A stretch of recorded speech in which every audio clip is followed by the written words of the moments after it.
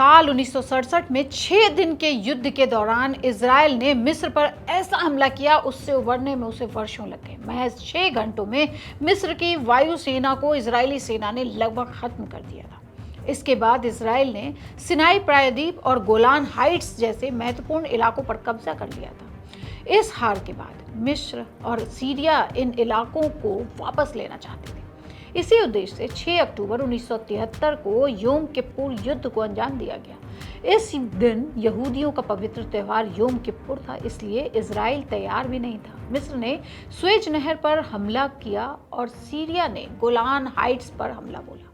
शुरुआती दिनों में इजराइल को भारी नुकसान हुआ, लेकिन बाद में अमेरिका की मदद से उसने स्थिति को संभाल लिया। हालांकि इस युद्ध का सबसे बड़ा असर युद्ध के मैदान से बाहर दिखाई दिया।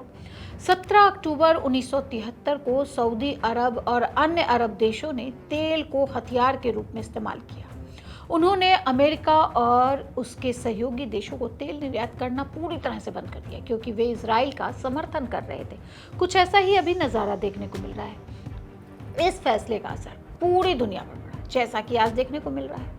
दुनिया का स्ट्रेट ऑफ हॉर्मुज और खाग दोनों पर पूरा कब्जा ईरान का है। तेल की कीमतें जो जुलाई 2073 में लगभग $2.90 प्रति बैरल थी, वो दिसंबर 2073 में बढ़कर 11.65 प्रति बैरल हो गई थी। कीमतें 4 गुना से अधिक बढ़ चुकी थी। जैसे जैसे युद्ध के दिन बढ़ रहे थे, वैसे वैसे दुनिया की अर्थव्यवस्था चरमरा रही थी। अमेरिका और यूरोप में पेट्रोल और डीजल की भारी कमी हो गई थी। पेट्रोल पंपों पर लंबी कतारें लगी थीं। कई देशों में ईंधन की राशनिंग शुरू करनी पड़ी थी। उद्योगों की लागत बढ़ गई और उत्पादन घटने लगा, जिससे आर्थिक मंदी भी आई थी उस दौरान।